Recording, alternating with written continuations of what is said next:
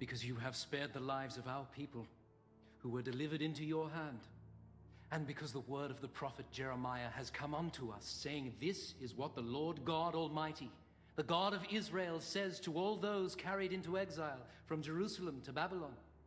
Build houses and settle down. Plant gardens and eat what they produce. Marry and have sons and daughters. Also, seek the prosperity of the city to which I have carried you into exile. Pray to the Lord for it. For if it prospers, you too will prosper. This is good. So now even your God commands you to serve me. I have no need of lapdogs. Would you dare to tell me the truth, even if you knew it would displease me? Lord King, it must be so. I will speak only the truth. And when you would not hear it, you must ask me nothing.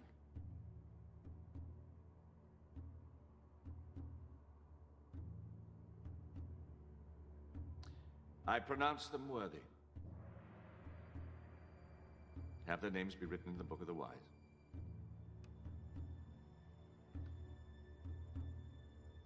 Nebuchadnezzar's questioning showed wisdom. A former enemy can be a good counselor. If they can be trusted. And a wise king is capable of choosing whom to trust. For are you not Croesus, formerly king of Lydia and once the richest man in the world, whose name alone signified riches almost beyond comprehending? I am he. Trusting the words of the oracle at Delphi, I went to war with Cyrus and was defeated.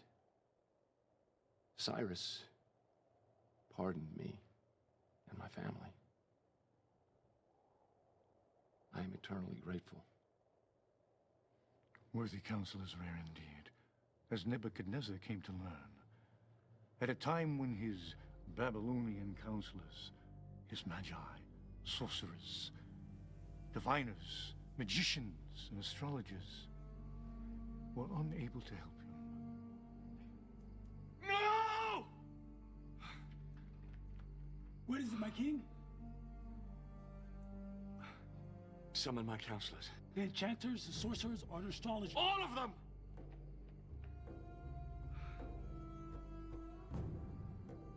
O king!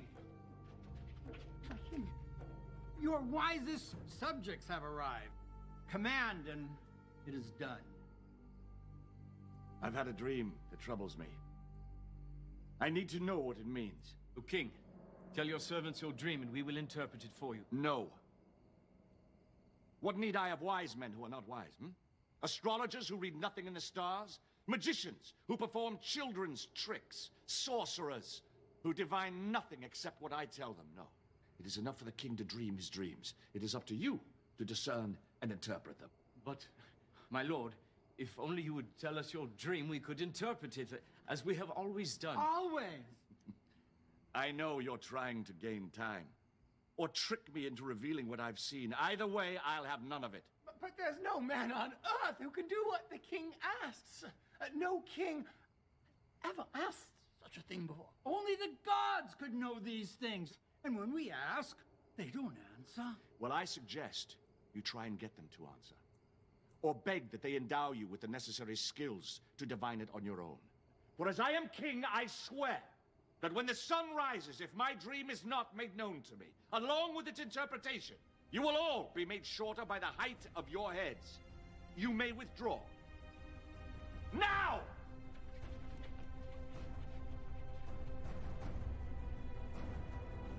Lord Ashpenaz, is it true? It is.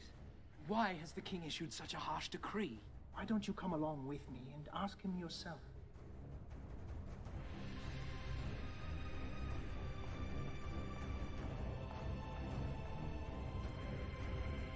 Lord King. What? Belteshazzar requests an audience. Speak. O king, live forever. I have heard your decree, and I understand that I shall fall beneath the blade if your dream is not made known and interpreted.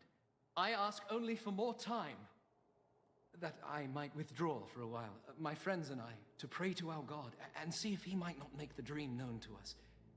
The time is fixed and cannot be altered. Sentence is to be carried out at sunrise. You may withdraw. So long as you return at dawn, as your fate and that of the others is one and the same. And when you return, be sure to bring your companions with you. Shall I send guards along, my king? No. No, if he says he'll pray, not flee. That much, at least, I'm sure. Even if we were to flee the city, the whole world would have been against us. Not that it mattered. I had given my word and intended to keep it. I would pray and hope that the answer came. Prepare to bind the prisoners. Once the sun rises, there could be no delay. Bring forth the counselors!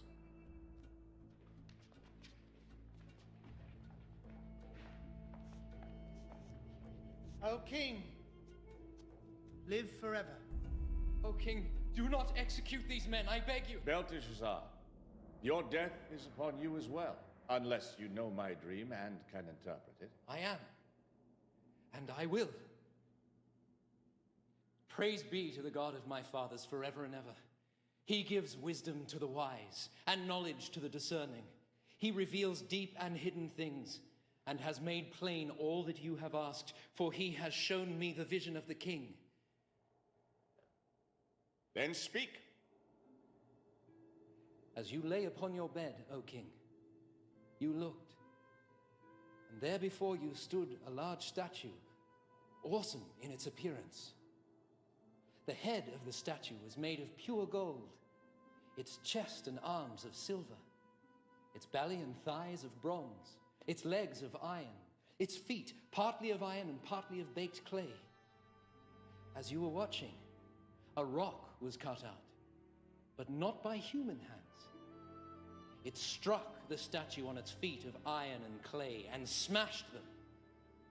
Then the iron, the clay, the bronze, the silver, and the gold were all broken to pieces at the same time, and the wind swept them away without a trace.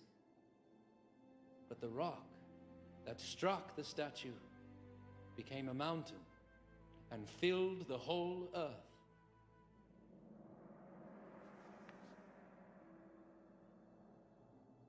You have done what I was told was impossible.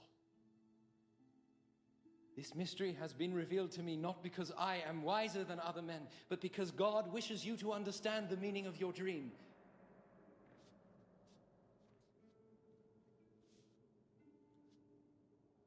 You know my dream, as if you dreamt it yourself. What does it mean? You, O king, are the King of kings. The God of heaven has given you dominion and power and might and glory. In your hands he has placed mankind. He has made you ruler over the nation, for you are the head of pure gold. After you, another kingdom will rise, inferior to yours.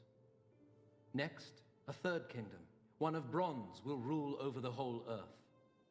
Finally, there will be a fourth kingdom, strong as iron, for iron breaks and smashes things to pieces. But just as you saw that the feet and toes were partly of baked clay and partly of iron, so this people will be a mixture and not remain united any more than iron mixes with clay. And in the time of those kings, the God of heaven will set up a kingdom that will never be destroyed. It will crush those kingdoms and bring them to an end, but will itself endure forever. The Almighty has shown the king what will take place in the future. The dream is true, and the interpretation is trustworthy. I am the head of gold? Yes, O king, you are the head of pure gold. Surely your God is the God of gods, the ruler of kings and the revealer of mysteries. Let this man be paid honor, and present him with incense. Thus the king made me ruler over the entire province of Babylon. And at my request, made Shadrach, Meshach, and Abednego administrators. King Nebuchadnezzar made an image of gold, 90 feet high. All were commanded to fall down and worship, and all did as commanded, except for 3. Live forever! A moment of your precious time. As your dutiful servants, we know the law, that when the horn sounds, we all bow down and worship your image. But these Jews, whom you have set over the affairs of the province of Babylon, pay no attention to you, O king. None. They neither worship your gods or serve the image of gold you have created. Nothing. Is this true? You refuse to worship my statue? O king, we do not need to defend ourselves before you in this matter. Really? Then you shall be thrown into the furnace, and no god will save you from my hand. If we are thrown into the blazing furnace, our God will defend us from it. And if he does not, we want you to know, O king, that we will not serve your gods or worship the statue of... Enough! You dare to defy me? Let the furnace be heated 7-fold. Bind them and cast them into the fire.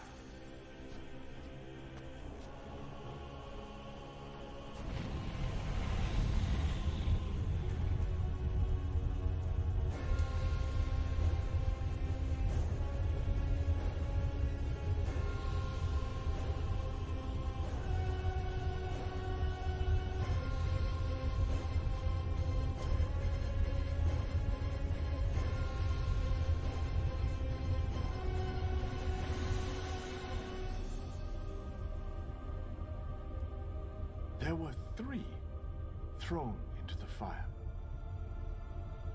Certainly, O king. But now I see 4. And the 4th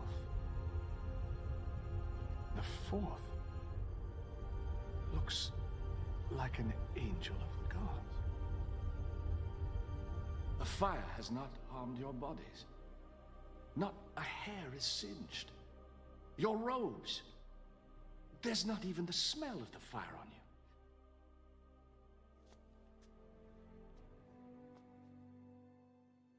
Praise be to your God, who sent his angel to rescue his servant. You trusted in him. You defied my commands. You were willing to give up your lives rather than serve any but your own God.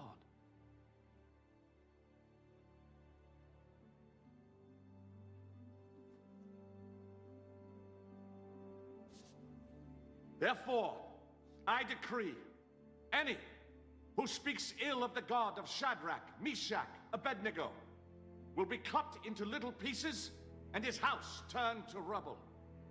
For no other God can save in this way. And for a time all was well, until Nebuchadnezzar's sleep was troubled yet by another dream. It seems like Nebuchadnezzar's life was rife with dreams and prophecies, much like my own has been. Before I was born, my grandfather, Astyages, was troubled by a dream where a flood, beginning near his throne, was overflowing the whole earth.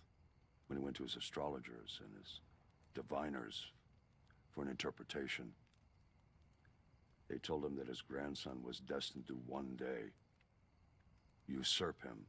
So he sent his daughter Mandane into exile, and when a son was born to her, he conspired to have it stolen and exposed on a hilltop to die.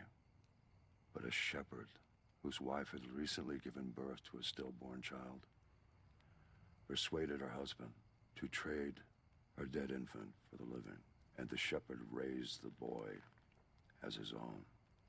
The king, upon being presented with the dead infant, repented of his crime He didn't learn until 10 years later that the boy was actually alive, at which time he pardoned the boy and restored him to his rightful parents.